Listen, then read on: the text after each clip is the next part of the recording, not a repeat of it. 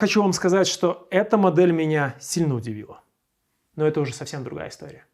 И вот вам эта история. У меня на обзоре вторая кошечка.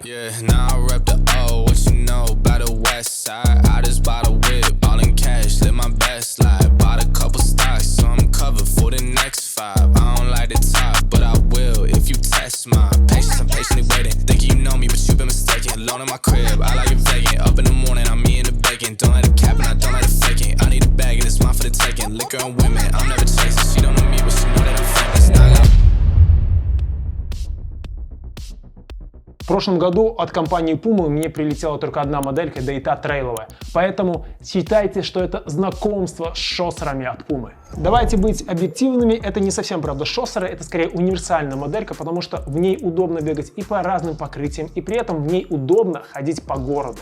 И здесь я хочу также упомянуть, что изменения в Velocity Nitro 2 по отношению к первой модельке, они не косметические, это точно. Я видел первую модельку, они изменили вес вверх, язычок, межподошву, подметку, все. Но я не бегал в первой версии, объективно сравнивать не смогу. Но расскажу вам, насколько хороша именно вторая версия. Что понравилось в этой модели. Я в предыдущем ролике упоминал, что когда я их купил, я вот прям думал даже не бежать в них полумарафон. Настолько мне казалось, что вот не то.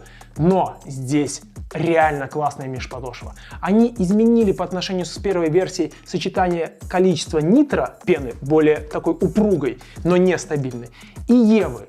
И это пошло в плюс. Кроссовка стабильная, отзывчивая и с хорошей амортизацией. Пробежал полумарафон в ней с маленьким для меня темпом, но в комфорте. И именно об этом эта кроссовка. В ней классно тренироваться и бежать с легким для вас темпом. Следующее, что мне понравилось, это вот эта подметка Puma Grip. Она здесь изменилась тоже по отношению с первой версией. Они перерисовали вот этот вот рисуночек, и он стал еще более универсальным. Теперь в ней нормально бегать и по какой-то гравиечке, по легкому паркрану, но универсальность кроссовки расширилась. Сама подметка, она достаточно такая мягкая, ее здесь не особо много. И да, вот уже на пятке я вижу, что стираемость началась. Но мы должны понимать, что чем больше износостойкость, тем подметка жестче. Нужно чем-то жертвовать. И здесь как такой идеальный компромисс. И переходя от подметки, которая комфортная, я скажу новый для себя вообще плюс – общий комфорт. Именно общий, когда ты в кроссовке чувствуешь себя всегда классно. Ты бежишь, тебе мягенько, хорошо, все хорошо. Ты переобулся и пошел в город, тебе мягенько, хорошо, все классно. Вот этот общий комфорт, он сочетает в себе и сетку, которая среднепродуваемая, и вот эту межподошву. То есть все технологии, которые сюда засунули, они работают на общий комфорт. Я уже упоминал, что они изменили форму язычка. Они сделали ее более анатомической, и это прям тоже для меня плюс. Здесь она хорошо прилегает, не трет, не елозит, ничего. Вот когда делают выверенные такие вот формы, это хороший плюс. Скажу, что шнурки здесь не развязываются, и они хорошо фиксируют стопу. Они похожи вот на шнурки с райдов 14, тоже такие вот плюшевые, немножко вот точно так же вот бьются, но я не чувствовал какой-то там дискомфорт, когда бегал и так далее. Хорошие шнурки и их фиксация. Ну и одним из таких самых для меня тоже плюсов – дизайн. Он лаконичен, он прост, но весной вот этот цвет, он прям хочет одеваться на ногу. Реально, выбегаешь, листва только-только зеленеет салатовая, и у тебя вот такая яркость на ногах. Это радует. Дизайн – очевидный плюс этой кроссовки. Ну и из дизайна исходит первый минус, и это потеря внешнего вида. Естественно, что столь нежный цвет будет собирать всю грязюку.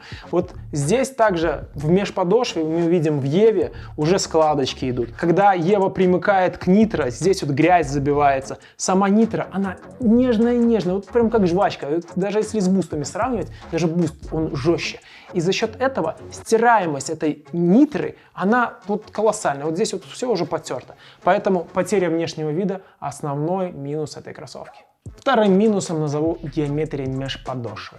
Здесь стоит большой перепад в 10 мм, но здесь практически нету переката, к которому, может быть, лично я привык. И именно поэтому, когда я их обул в начале, я думал, может пробежать в чем-то другом, потому что, стоишь вот просто как в обычной обуви, не беговой. Я был удивлен этому, но когда пробежался, все-таки вот отзывчивость межподошвы, она помогла. Но все равно хочется большего переката. Поэтому это второй для меня был минус. Ну и заключительный недостаток мог бы и не быть, но он свойственен для наших широт. Компания Puma выставила эту кроссовочку в $120, и это отличная цена для столь универсальной кроссовки. Однако у нас она стоит дороже. Скажу еще несколько особенностей. Опять же, моя особенность здесь мягкий стаканчик, у меня узкая пятка, и фиксация для узкой пятки, тем более со своими стельками, здесь маленькая. Для кого-то 100% подойдет, поэтому меряйте в офлайн-магазинах. Эти кроссовки действительно универсальны. Об этом даже говорит их следующая особенность – средняя воздухопроницаемость и вообще продуваемость сетки. Я раньше много бегал и пытался ходить в исключительно беговых кроссовках, которые продуваются на ура. Вечером возвращаться в них пешком неудобно, холодно. Здесь же вы в них и побегали, и вечером обули, пошли домой пешком. Здесь 10 размер, и он на меня лег идеально. То есть все, что вы носили до этого, вашего размера, должно тоже лечь. А лучше, конечно, офлайн-магазин меряет. Какие конкуренты я могу предложить этой кошечке? В первую очередь мне на ум пришли Клифтоны 8. Они имеют примерно такую же стабильность, отзывчивость. Межподошва у них реально прям похожа. Мне в Клифтонах намного больше нравится перекат, но в нем не так удобно, допустим, ходить. И здесь это вроде бы и плюс, и минус. Потому что это более универсальная моделька. И здесь можно тогда посмотреть в сторону тех же Cumulus 23. Там тоже перекат был не столь большой, но при этом они ощущались комфортнее, допустим, в той же повседневке. Могу также отзвучить ATR 6 челленджеры, но там немножко больше все-таки намек на трейловость, чем здесь. Здесь они все-таки более шоссерные. Что еще можно было бы назвать? Можно назвать еще Brooks и Divide 2, но те все-таки более дубовые. Эта моделька имеет больше комфорта. Ну и давайте нарисуем портрет покупателя данной кроссовки. Кошелек.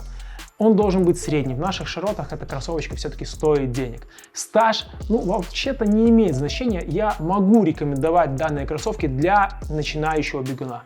Целевое использование – тренировочные и пешие кроссы. Темп 5.30, пускай даже 5, 5.30, 6, 6.30. Тренировочный спокойный темп. Дистанции любые. Эти кроссовки действительно благоприятно вам дадут пробежать и полумарафон, и марафон точно. Где? Да на самом-то деле везде, кроме, может быть, жесткого трейла. Вы знаете, я от этой кошечки особо ничего и не ждал. Пришел в магазин, обул, они не перекатываются. Думаю, как же в них бегать? Опять же, потыкал эту пену, она кажется такой вообще мягкой, и кажется, что ты ее всю продавишь и так далее и тому подобное. Но они работают. Ребят, реально, они работают. В них комфортно бегать тренировочные забеги, полумарафоны. Они подойдут для новичка. Все круто. И я их рекомендую вам, потому что, столь универсальной модельки, которая бы подходила под все, я не могу придумать вообще ни разу еще на обзорах не было столь удобной, комфортной, универсальной модели. Рекомендую Velocity Nitro 2. А я пошел готовиться к лету, поэтому буду бегать, загорать и улыбаться, чего и вам советую. Напишите в комментариях, что вам обозреть к лету, что вам бы хотелось увидеть в этом сезоне. Пожалуйста, поактивничайте, это нам помогает. Всем до встречи в следующих роликах. Спасибо, ребят.